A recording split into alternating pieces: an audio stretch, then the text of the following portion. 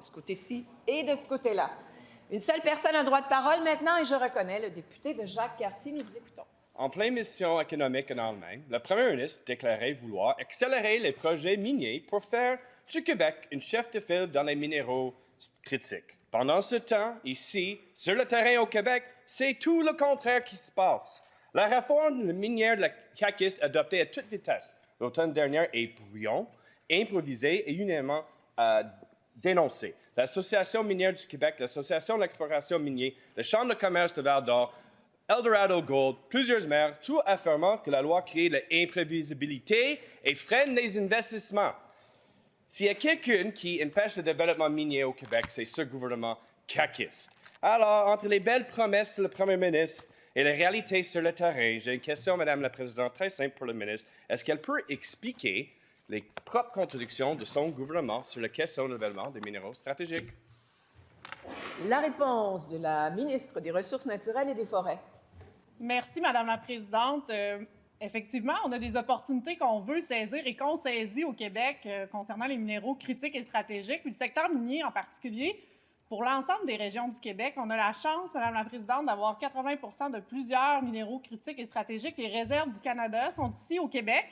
Et ça, c'est une opportunité en or. Et, Madame la Présidente, on n'a pas attendu que le Parti libéral réalise que c'est une opportunité pour le Québec.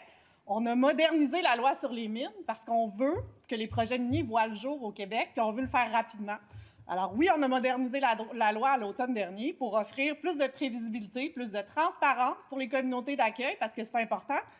Je ne vois pas le député de Pontiac, mais on en a discuté à plusieurs reprises, lui et moi. C'est important dans plusieurs régions du Québec d'avoir cette acceptabilité sociale, on l'a toujours dit.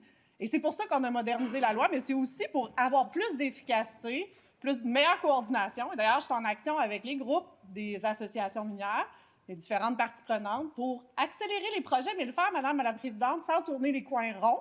C'est important de le faire avec nos normes qui sont strictes, autant en matière environnementale. Donc, on est là pour accélérer également les processus, mais de le faire de manière à avoir la collaboration des parties prenantes. Première complémentaire. Le Premier ministre a pris la parole en Allemagne pour dire qu'on veut accélérer des projets miniers au Québec. Mais la réforme caquiste fait exactement le contraire. Je veux citer Alain Poirier de l'Association de l'exploration minière sur la réforme caquiste qui pourrait avoir un effet dévastateur sur l'exploration minière au Québec.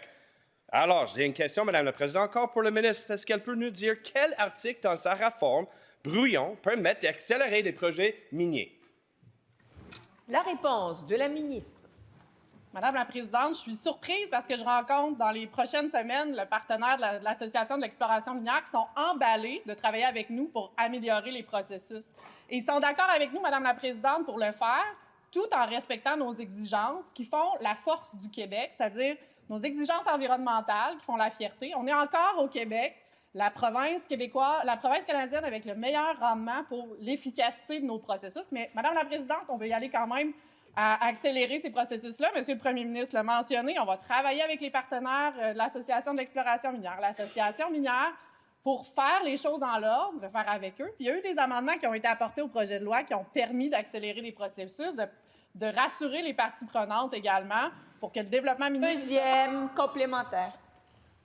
Je répète ma question, Madame la Présidente. Quels articles dans cette réforme que le gouvernement vient juste d'adopter l'automne dernier permettent au gouvernement d'accélérer des projets miniers? Parce que toute l'industrie a clairement dit que ce projet de loi n'est pas bon. C'est exactement pourquoi nous avons voté contre. Alors, je vais répéter les questions. Quels articles? Deuxième question, est-ce qu'il va être nécessaire pour ce gouvernement brouillon de déposer un autre projet de loi? La réponse de la ministre.